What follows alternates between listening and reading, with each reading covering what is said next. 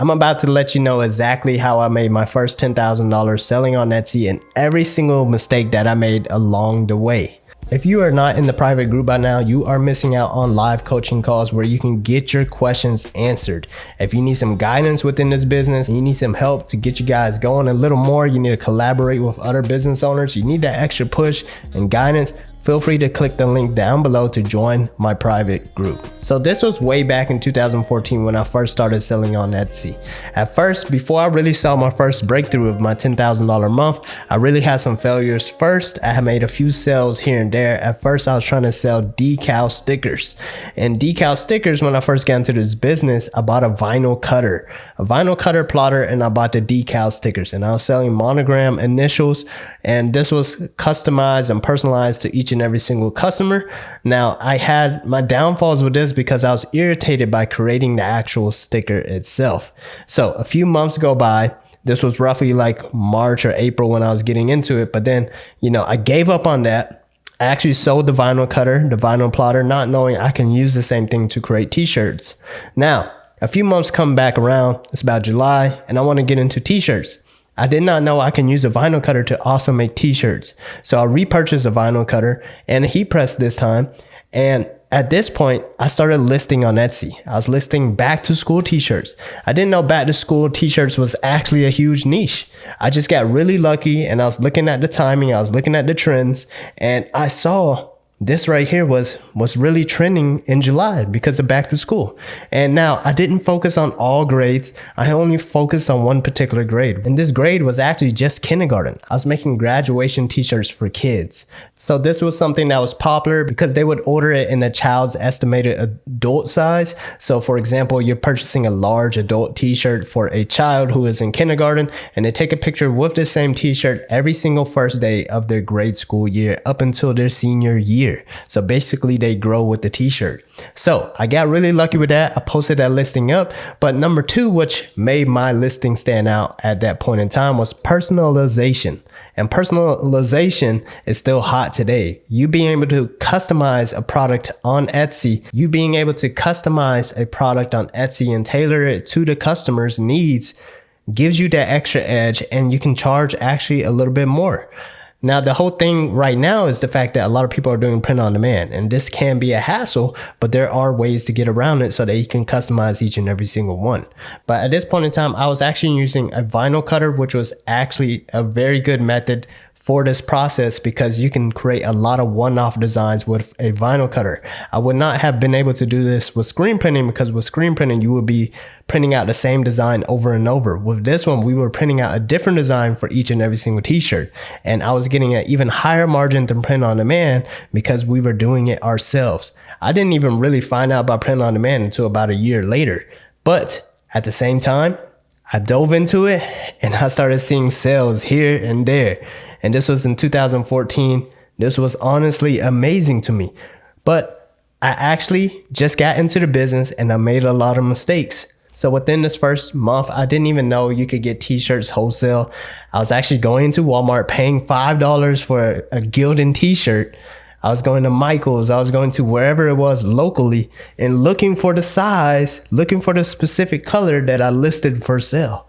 I was looking in Walmart, I was looking for a size large navy. If they didn't have it, I had to go over to Michael's and look for it there. Another problem that I didn't realize until I got home was the fact that some of these t-shirts were pocket tees.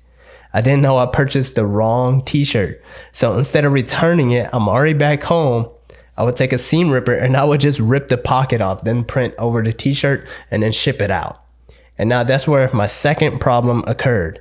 My second problem was with shipping, and I didn't even notice until a few weeks later. So I missed out on a whole lot of extra profit margin that I did not know about.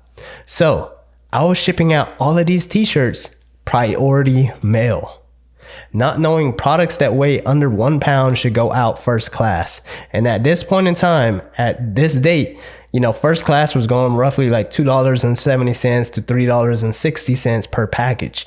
Priority was going anywhere from $5 all the way up to $7. I was missing out like between $2 to $4 extra profit per product sold. So honestly, this really sucked. So the first one, Eventually, I found out about alphabroder.com, and I did not realize that they had warehouses near me. So they had a warehouse that was about 30 minutes away.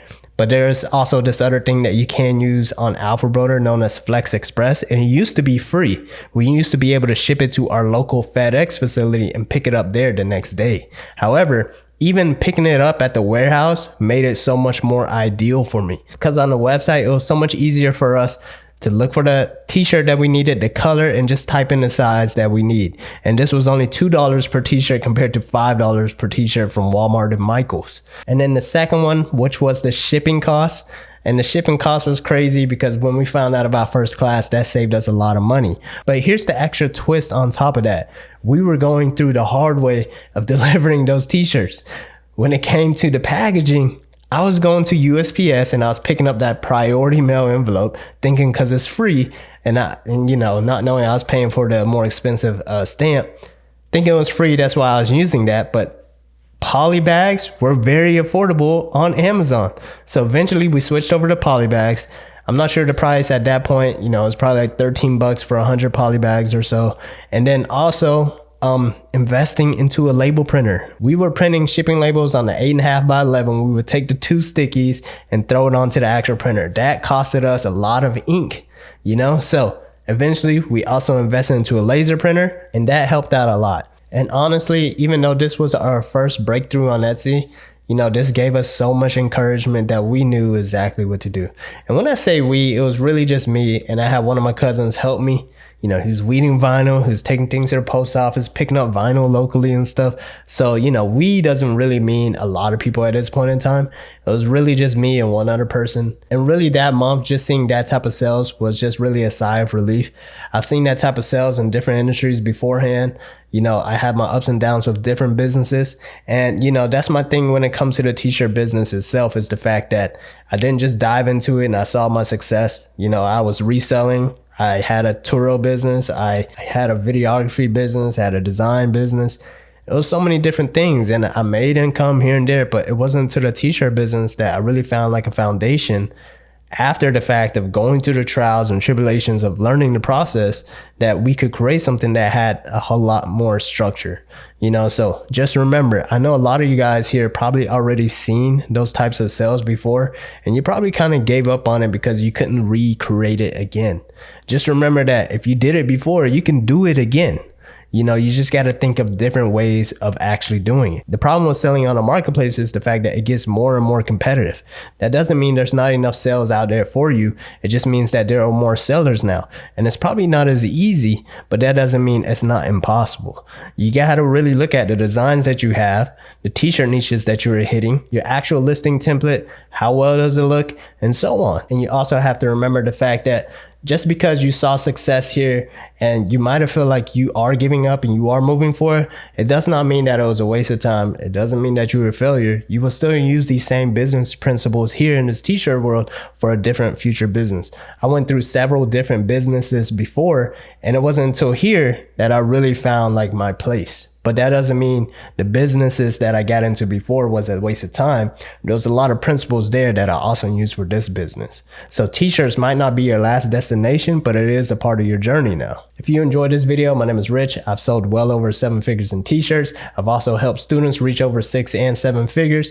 And if you have any type of questions for me, and if you want to join one of my next Zoom coaching calls, feel free to click the link down below to join my private group, and I'll see you on the inside.